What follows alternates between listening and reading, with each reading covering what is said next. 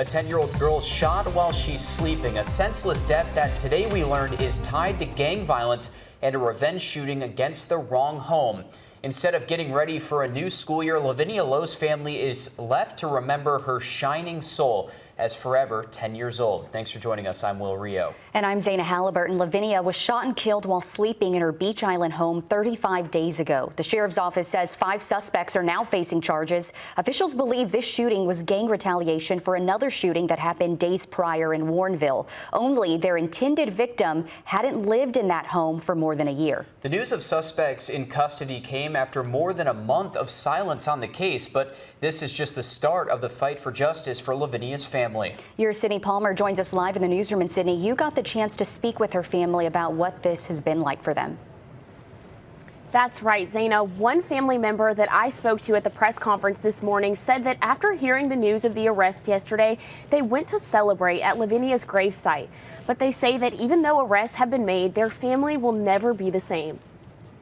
A once loud house. It's just been real rough, especially when she's the loudest one in the house. Now quiet for the past 35 days. Half of the time I can't even come around because they've been going through it. And Lavinia's cousin Rose Boyd said her mother lost more than just a daughter that night. Muffin's like her best friend. Every time you seen Tab, you seen Muffin. You seen Muffin, you seen Tab. Muffin didn't really go anywhere. She was always with her mama. A seemingly normal evening. My sister was actually there that day. She had just left because it was storming that night. And they had to get on the road to come back over to Augusta because her and Muffin and the kids, they was playing bingo, having a good night, having a family night. Changed one family's life forever.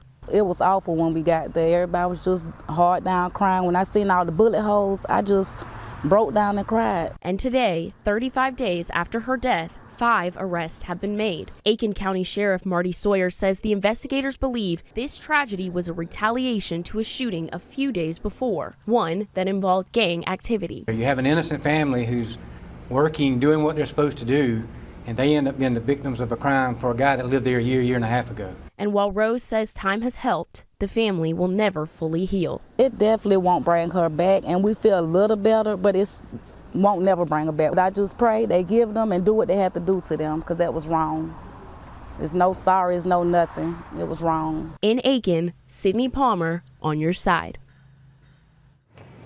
And Sheriff Marty Sawyer said at the news conference today that they believe one more person was involved and they will be looking for them soon. But he says that in the meantime, the public can rest a little easier knowing 5 murder suspects are off the street.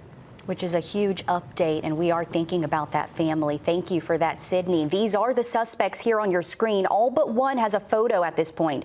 They're 17-year-old Brandon Pollard, 18-year-old Rydaverus Blocker, 18-year-old Tremaine Wilson, 18-year-old Timothy Harris Jr., and 17-year-old Quincy Dunbar.